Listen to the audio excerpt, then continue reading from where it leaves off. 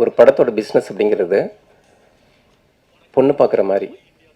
கடைசி 20 நாள் ஷூட்டிங்லாம் ஏன்டா இந்த படத்தில் நம்ம கமிட் ஆனோம் அப்படின்னு அவர் நொந்து நூலாக போனார். இந்த சினிமாவுக்கு வந்து 10 வருஷம் ஆச்சு. இது நான் 3வது படம் நந்தன். முதல் 2 படங்களுக்கு இந்த மாதிரி மேடை வாய்ப்பு எனக்கு அமையலை. கத்துக்குட்டி, உடன்பிறப்பை படங்களுக்கு இசை வெளியீட்டு விழாவோ வெற்றி விழாவோ இல்லை பத்திரிகையாளர்கள் சந்திப்போ அந்த மாதிரி எந்த விதமான சாத்தியங்களும் எனக்கு அமையலை. அதனால் இது 3வது பட மேடையில் நம்ம நிறைய பேசணும், 2 மேடைக்கும் சேர்த்து பேசணும்னு நினச்சேன். ஆனால் எல்லாருமே பேசி முடிச்சிட்டாங்க பேச வேண்டிய விஷயங்களை. அதனால் அண்ணன் சீமான் எப்போ இந்த நிகழ்வுக்கு வரேன்னு ஒத்துக்கிட்டாரோ அப்போவே இந்த நந்தன் படம் மிக முக்கியமான படமாக மாறிடுச்சு. ரொம்ப ரொம்ப நன்றிங்கண்ணே. நேரம் ஒதுக்கி அண்ணனுடைய வீட்டில் உள்ளவங்க தம்பிகள் எல்லாம் சேர்ந்து அந்த படத்தை பார்த்த அன்னைக்கு தான் சசிகுமார் சாருக்கு ஒரு நிம்மதி பெருமூச்சே வந்துச்சு. ஏன்னா அந்த படம் என்னத்தை நிகழ்த்தும்னு நாங்கள் நினச்சோமோ அது அண்ணனோட மனைவி, அண்ணி, குடும்பத்தினர் எல்லாரும் சேர்ந்து அந்த நிகழ்ச்சியை வெளிக்காட்டினப்போ உண்மையாகவே ஸ்தம்பிச்சு போயிட்டோம். நம்ம ஒரு நல்ல படைப்பை செஞ்சுருக்கோம், நம்முடைய முயற்சி நல்ல கட்டத்தை அடைஞ்சிருக்கு அப்படின்னு நிம்மதி பெருமூச்சு அடைஞ்சோம். ரொம்ப ரொம்ப நன்றிண்ணே. அன்றைக்கி என்னுடைய நன்றியை சொல்லிடுங்க. விழாவுக்கு வந்திருக்கிற என்னுடைய குழுவை சார்ந்த அத்தனை தொழில்நுட்ப கலைஞர்களுக்கும் நன்றி. அவங்களுக்கு தனித்தனியாக நான் சொல்ல டைம் இருக்குமான்னு தெரியல. சமுத்திரக்கனி சார் எந்த கண்டிஷனில் இங்கே கிளம்பி வந்திருக்காரு அப்படிங்கிறது எனக்கு தெரியும். அவர் டே நைட் ஓடிட்டே இருக்கிறாரு. நேற்று கூட எனக்கு ஃபோன் பண்ணி என்னால் வர முடியுமான்னு தெரியலை, இப்போ தாண்டா வந்து படுத்தேன் அப்படின்னு நித்திர சொக்குது அப்படின்னாரு. நானே சொன்னேன், அண்ணன் நீங்கள் பண்ண வேண்டிய உதவி எல்லாமே எனக்கு பண்ணிட்டீங்க, இது வந்து இன்னும் உதவி கேட்கன்னு தப்பாக எடுத்துக்காதீங்க, நீங்கள் வந்து பேசினா நல்லாயிருக்குன்னு சொன்னேன். இந்த அழைப்பை ஏற்று வந்த அண்ணனுக்கு ரொம்ப நன்றி. மிக முக்கியமாக நான் மறந்துடாமல் சொல்ல வேண்டிய விஷயம், ஒரு படத்தோட பிஸ்னஸ் அப்படிங்கிறது பொண்ணு பார்க்குற மாதிரி. பொண்ணை பார்ப்பாங்க, அந்த பொண்ணு நல்லா இருந்தாலும் சரி நல்லா இல்லாட்டியும் சரி எதுவுமே பேச மாட்டாங்க. போய் சொல்கிறோம், போயிட்டு கடிதம் போடுறோம் அப்படிம்பாங்க. நான் நிறைய படங்களுக்கு இதை நான் பார்த்துருக்கேன். அந்த பொண்ணு அழகாக இருந்தால் கூட, அவங்களுக்கு பிடிச்சமான பொண்ணாக இருந்தால் கூட, அழகுன்னு மட்டும் கிடையாது, பிடிச்சமான பொண்ணாக இருந்தால் கூட அது அந்த இடத்துல சொல்ல மாட்டாங்க. ஏன்னா சொன்னீங்கன்னா வரதட்சணை அதிகமாக வாங்க முடியாது. கண்ணு நொல்லம்பாங்க, காது நொல்லம்பாங்க, என்னங்க முடி இவ்வளோ கருப்பாக இருக்குது அப்படிம்பாங்க.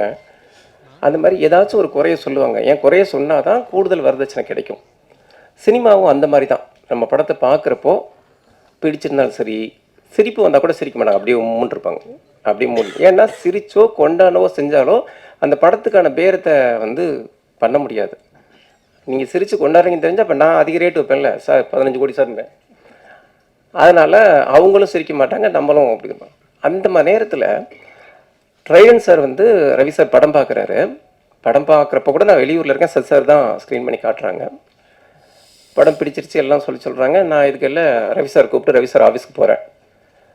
நான் எதிர்பார்த்து போனது என்னென்னா, படத்தை பற்றிலாம் எதுவும் பெருசாக பேச மாட்டார், பிஸ்னஸ் விஷயங்களுக்குள்ள ஸ்ட்ரைட்டாக போயிடுவார் அப்படின்னு நினச்சேன். சார் பிஸ்னஸ்லாம் அப்புறம் பேசிக்கலாம் சார்.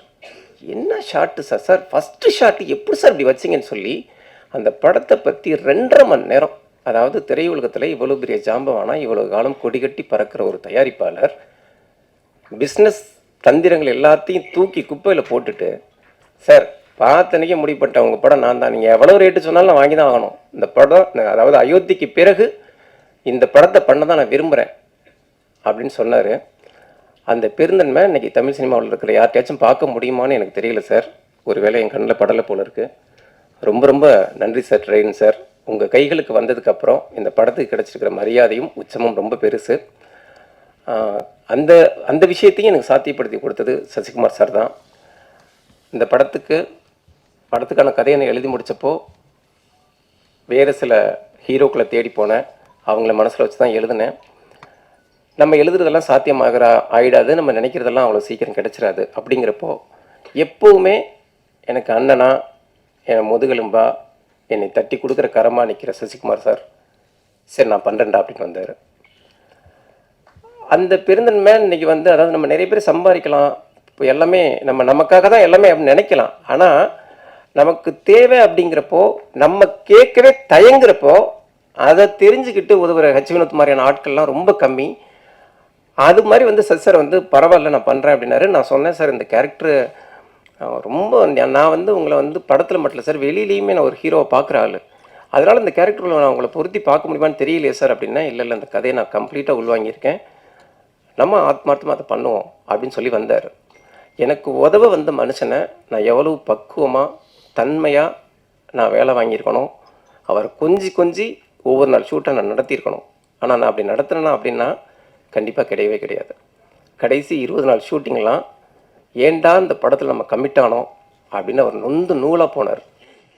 இனிமேல் வாழ்க்கையில் எவனுக்கும் உதவியே பண்ணக்கூடாது அப்படின்னு முடிவெடுத்திருப்பார். அந்த அளவுக்கு அவர் வந்து நான் எப்படியெல்லாம் அவரை வந்து ஒரு தோரணையாக அழகாக லட்சணமாக பார்த்தனோ அதெல்லாம் நானே காலி பண்ணுற மாதிரி அவரை நான் துவம்சம் பண்ணேன். அதான் உண்மை. குறிப்பாக ஊருக்காரங்கள்ட்டெல்லாம் மாட்டிட்டு ஒரு சின்ன பின்ன படுறப்ப கூட எல்லா நடிகர்களுமே நம்ம ஒரு ஒரு கஷ்டமான சீனை சொல்கிறப்ப அதை பண்ணிவிடுவாங்க. ஆனால் அதை பண்ணதுக்கப்புறம் அந்த இயக்குனர் போய் சார் இப்போ சூப்பராக பண்ணீங்க சார், நல்லா இருந்துச்சு சார், சார் தான் பின்னால் முதுகில் எதுவும் பார்த்துக்கங்க அப்படின்னு ஒரு தன்மையை பேசணும்னு நினைப்பாங்க. ஆனால் நான் அந்த மாதிரி எதுவுமே பண்ணல. கடைசி 20 நாள் ஷூட்டில் நான் சசிகுமார் சார்கிட்ட பேசவே இல்லை. ஒரு ஒரு 150 பேர் உள்ள கிராமத்து மக்கள்கிட்ட மாட்டிக்கிட்டு அவர் என்னெல்லாம் பண்ண நினைக்கணும் அது எல்லாத்தையும் பண்ணுறேன், அடித்து துவம்சம் பண்ணுறாங்க. சரி சார் அங்கே வச்சுட்டு அடுத்த ஷாட்டுக்கு வாப்பா அப்படிமா ஒரு இடத்துலலாம் பாலசக்திகள் சார் உங்களுக்கு கையெழுத்து கும்புறேன் சார், என்னை விட்டுருங்க அப்படின்னாரு.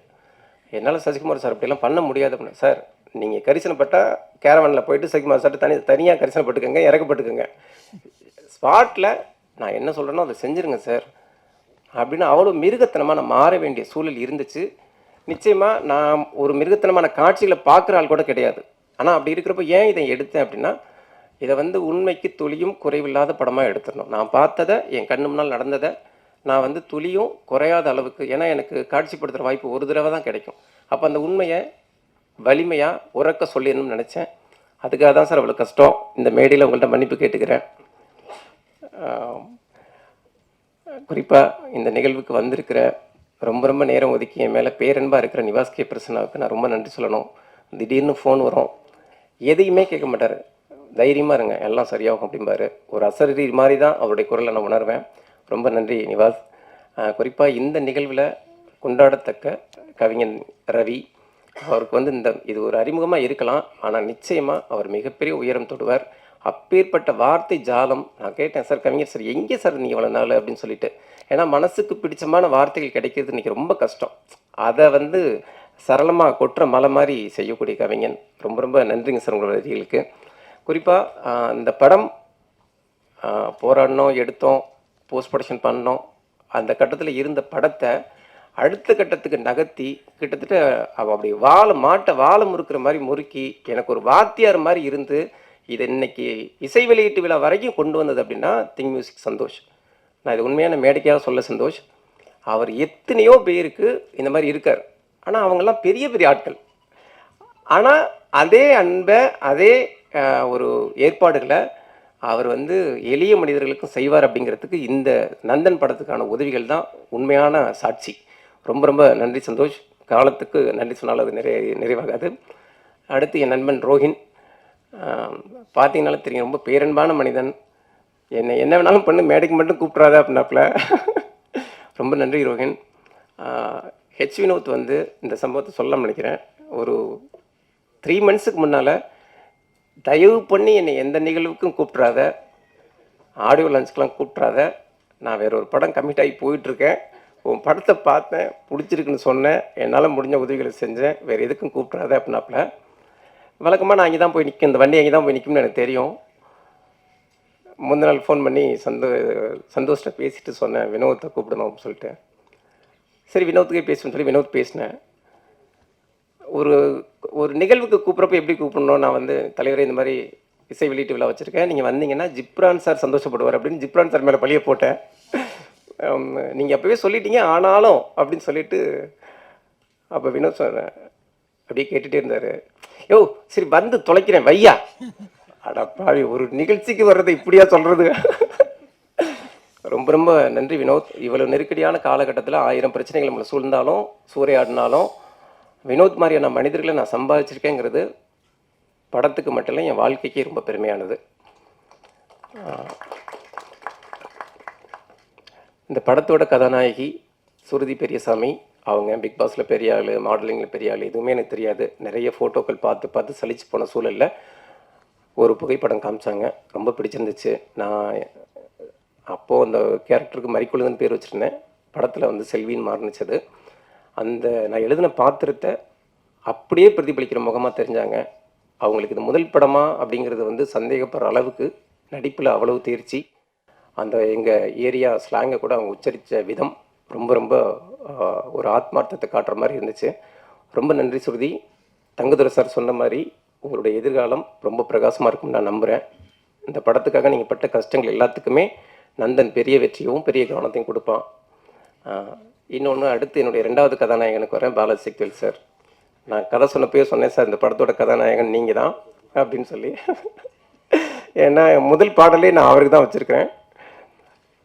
எந்த கட்டத்திலையும் எவ்வளோ நெருக்கடியிலையும் எவ்வளோ பிரச்சனைகள் உங்களை வந்து சூழ்ந்தா கூட சிரிச்ச முகத்தோட நிதானமாக இருங்க அப்படிங்கிறத ஒவ்வொரு நாளும் ஸ்பாட்டில் அவருடைய செய்கையாலேயே எனக்கு கற்றுக் கொடுத்த மனுஷன். 250 பேர் இருப்பாங்க. அந்த ஷூட்டிங் பேய் மாதிரி நடந்துகிட்டு இருக்கப்போ கூட அவர் இருக்கிற இடம் அவ்வளோ கலகலப்பாக, அவ்வளோ சந்தோஷமாக, அவ்வளோ மகிழ்வாக ஒரு 10 பேர் புடைசூழல் இருக்கும். அவருக்கு அவ்வளோ நண்பர்கள் ஷூட்டிங் ஸ்பாட்டில். ரொம்ப ரொம்ப நன்றி சார். இந்த படத்துக்காக நீங்கள் உங்களுடைய எல்லாவித தன்மைகளையும் வெளிப்படுத்தியிருக்கீங்க. சில பேர் திட்ட கூட செய்வாங்க சார், மன்னிச்சுக்கோங்க. அடுத்து என்னுடைய முதுகெலும்பா என்னுடைய படத்துக்கு உயிராக இருந்தது என்னுடைய கேமராமேன் சரண். இந்த மண்ணை அவர் காட்டின விதம், குறிப்பாக நான் அந்த படத்துக்காக நான் வேல்ராஜ் சார் தான் கேட்டிருந்தேன். அப்போ வேல்ராஜ் சார் இடத்தை நிரப்பக்கூடிய அளவுக்கு இந்த ஒரு கேமராமேன் தேவை அப்படிங்கிறப்போ கிடாயின் கர்ணிமன் படம் எனக்கு ரொம்ப பிடிச்ச படம். அதனால் நான் சரணை கூப்பிட்டுருந்தேன். சரண் அந்த ஒரு ஃப்ரேம் வச்சு காட்டுவார். என்னுடைய எல்லா எதிர்பார்ப்பையும் சொல்கிறப்போ அந்த ஃப்ரேம் வச்சு காட்டுவார். அது அவ்வளவு நான் சொல்ல வேண்டிய விஷயத்தையே பாதியாக்கிடும். அந்த அளவுக்கு இந்த படத்துக்கு பெரிய முதுகெலும்பாக ஆதரவாக இருந்த சரணுக்கு ரொம்ப ரொம்ப நன்றி. இந்த படம் உங்களுக்கு மிகப்பெரிய கதவுகளை திறக்கும்னு நான் நம்புகிறேன் சரண். ஆர்ட் டைரக்டர் உதயகுமார், எங்கள் மண் எப்படி இருக்கும், எங்கள் நிலம் எப்படி இருக்கும், எங்கள் வீடுகள் எப்படி இருக்கும் அப்படிங்கிறத கொஞ்சம் கூட செயற்கைத்தனமே இல்லாமல் அவ்வளோ ஆத்மார்த்தமாக காட்டியிருக்கார். ரொம்ப ரொம்ப நன்றி. எல்லாத்தையும் தாண்டி இந்த படத்தோட படத்தொகுப்பாளர், அவரை நான் படுத்தாத சித்திரவதைகள் இல்லை. அவர் முதல் பட எடிட்டர் நெல்சன். ஒரு கட்டத்திலலாம் தலைமறைவாகி ஓடிட்டார். நான் எந்த நம்பரில் பிடிச்சாலும் அவரை தேட முடியாத அளவுக்கு, அந்தளவுக்கு நான் அவரை போட்டு படுத்தி எடுத்திருக்கேன். ரொம்ப மன்னிச்சுக்கோங்க நெல்சன். ஆனால் அந்த படம் உங்களுக்கு மிகப்பெரிய மரியாதை பெற்றுத்தரும் நான் நம்புகிறேன். உங்களுடைய உழைப்புக்கான மிகப்பெரிய அங்கீகாரமாக அந்த படம் அமையும். ரொம்ப நன்றி நெல்சன். அப்புறம் குறிப்பாக நிலா சுதாகர் சார் இந்த படத்தில் மிக முக்கியமான கேரக்டர் நடிச்சிருக்காரு. அதை தாண்டி இந்த படம் ஒரு நல்லபடி உருப்பெறத்துக்கு மிகப்பெரிய உதவிகள் செஞ்சவர் தர்மசரவணன் உள்ளிட்ட கந்தர்வக்கோட்டை நண்பர்கள் உள்ளிட்ட தஞ்சாவூரை சூழ்ந்திருக்கிற நண்பர்கள் அத்தனை பேருக்கும் நன்றி. இந்த நேரத்தில் நான் மிக முக்கியமாக நான் நன்றி சொல்ல விரும்புகிறது, இந்த படத்துக்காகவே கஷ்டப்பட்டு இறந்து போன 3 பேரை நான் கண்ணீரோடு நினச்சி பார்க்குறேன். இந்த படத்தில் நடித்த பாட்டி இந்த படத்தை பார்க்க அவ்வளோ ஆவலாக இருந்தாங்க. இந்த ஒரு படம் போதுண்டா பேராண்டி என் வாழ்க்கைக்கு அப்படின்னாங்க. தஞ்சாவூர் பொதுமக்கள் ஒருத்தர் தான் அவங்க. ஆனால் நடிப்பு அவ்வளோ ஆத்மார்த்தமாக நடிப்பு. அந்த ட்ரெய்லரில் கூட பார்த்துருப்பீங்க, கடைசி ஷாட் அவங்களுக்கு தான் வச்சுருப்பேன். அந்த படம் வர்றதுக்கு முன்னால் தவறிட்டாங்க அப்படிங்கிறது பெரிய துயரமாக அமைஞ்சிருச்சு. ஆனால் எங்கே இருந்தாலும் பாட்டி அதை பார்த்துக்கிட்டு இருப்பாங்கங்கிற நம்பிக்கை எனக்கு இருக்குது. இவ்வளவு பெரிய ஒருங்கிணைப்புக்கு உதவிகரமாக இருந்த அத்தனை பேருக்கும் என்னுடைய நன்றி. குறிப்பாக மதுரை அகிலன் சார், பரம்பு சார் உள்ளிட்ட கார்த்திக் ரவிவர்மா உள்ளிட்ட அத்தனை பேரையும் ரொம்ப நன்றியோடு நினச்சி பார்க்குறேன். பத்திரிகையாளர்கள் அத்தனை பேருக்கும் இன்னொரு முறை நன்றி சொல்லி விடைபெறுகிறேன். ரொம்ப நன்றி.